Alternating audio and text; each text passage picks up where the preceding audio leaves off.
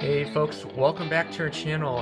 So today we're going to take a look, visit back to the MP5s again, and we're actually going to be kind of taking some parallels between a real steel MP5 and comparing to the SRC version here and the WE version. And one of the things that's kind of interesting is when I say real steel MP5, it's as easy as you can get in the United States. So what I mean by that is it's the one that's made by Umarex, and it's chambered in, instead of chambering in 9mm, it's actually chambered in 22 long rifle. And that one specifically is the easiest MP5 to get, and in terms of cost too, to get as a civilian here. You could get an MP5 that's chambered in 9mm and without the stock, and that would be considered a pistol. But if you wanted to have an MP5 that's as realistic as you can with the collapsible stock and a shortened barrel like MP5s, that would require an SBR registration, and it gets kind of difficult to get one of those. So the one that we have is the one here, where it's a 16-inch barrel here, so the mock silencer is actually glued on there, so you actually can't get that off. So it meets the US laws of having a rifle because of the collapsible stock, but also having the 16-inch barrel there. So anyway, this is the closest MP5 that we can get. All right, so let's get out of the way.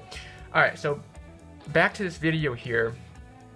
You'll see that this here is the SRC MP5. This is the CO2 version, and as you can tell, normally I run it with the full A2 and /A4 stock back here. But for the purposes of the video, since the real steel 22 long rifle MP5 has the collapsible, I kind of want to keep it kind of similar enough to compare it. But as you can tell, this is the sound of the selective fire switch clicking on this one right here. So it's not as distinct as the 22 long rifle. Listen to this.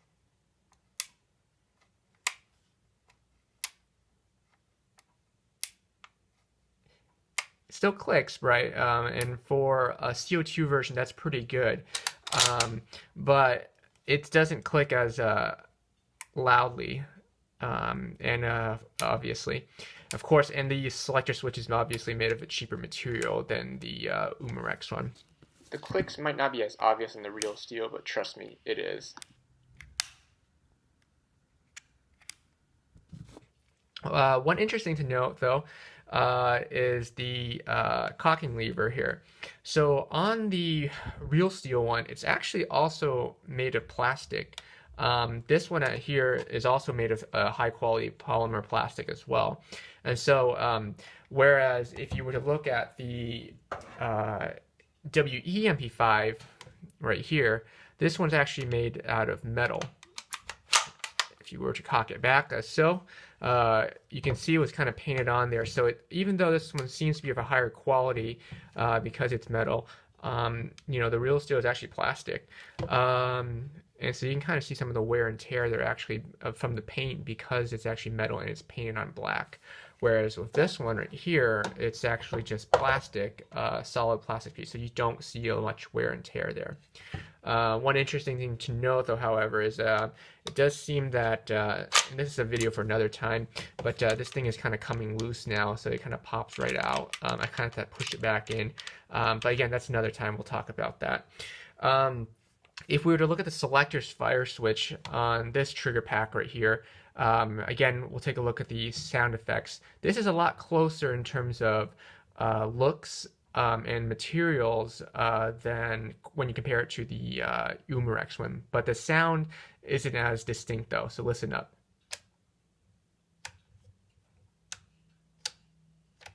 Yeah, so it's a little bit mushy. And again, I'm using the same phone that I recorded the other video in, so it's the same audio quality. But again, the material is a little bit better on this one when you compare it to the 22 long rifle MP5.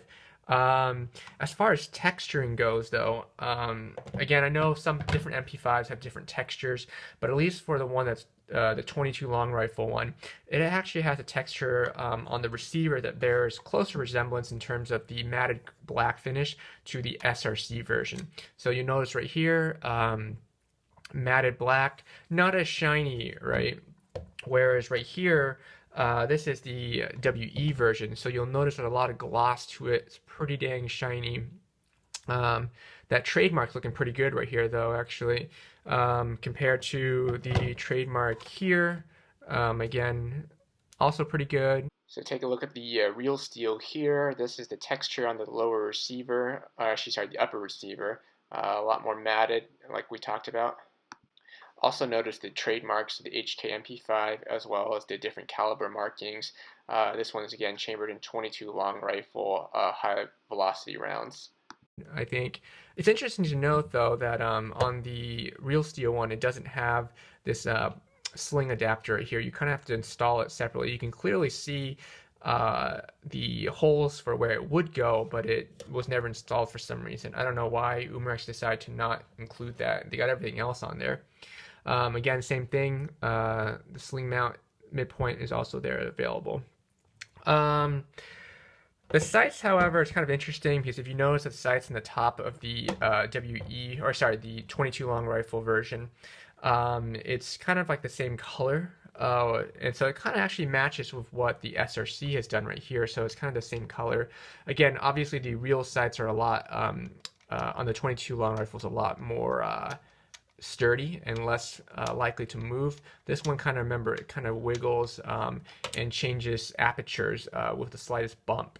Definitely not the case though with the WE right here, where even though the coloration is a little bit different, it's more of a grayish metallic color and doesn't seem to match with the receiver, it still does a really good job in terms of the stiffness at which the apertures will stay at where it's in position. So if you try to rotate it, you really have to actually put effort into rotating it, which allows it to not shift apertures if it gets bumped or something like that, unlike the SRC version right here. So I would say this is actually closer, despite the color differences, this is actually closer to the real steel. Let's talk about stock wobbles real quick. So let's start with the WE one actually, since it's a lot closer in design. So this is the old school MP5 style stock right here.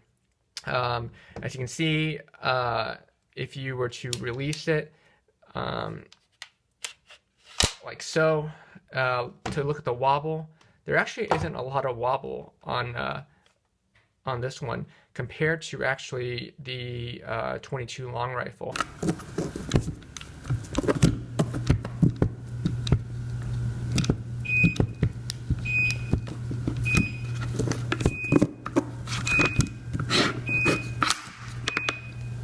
Now, I shot the 22 long rifle one after a while, and after you're shooting, I think it's a lot of the fouling that gets in the gun, and it's actually become stiffer. So it's interesting because when you clean the gun and there's not a lot of residue, because 22 long rifle, those rounds, they get dirty really quickly and they foul up your gun. And I've noticed that once your stock is extended and you fire it and there's a lot of fouling, even though it's on the external, it's not internally, it's an external part, but it still has less wobble once you fire it. So compared to this part right here for a clean gun right here, and comparing that to a clean gun with the real steel, this does have less wobble.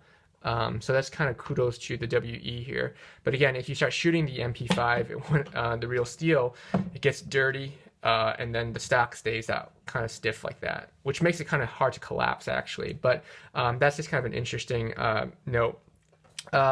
If we were to rotate guns and go back to this one right here, this is the one that's kind of like a different style stock with the rubber padding on it. Don't worry, the materials are pretty good. It seems like it's like fiber reinforced, kind of a polymer with the rubber padding here. This one is spring loaded, unlike the what do you call it? The real steel one. And this one actually also spring loaded too, but it just wasn't as dramatic as this one right here.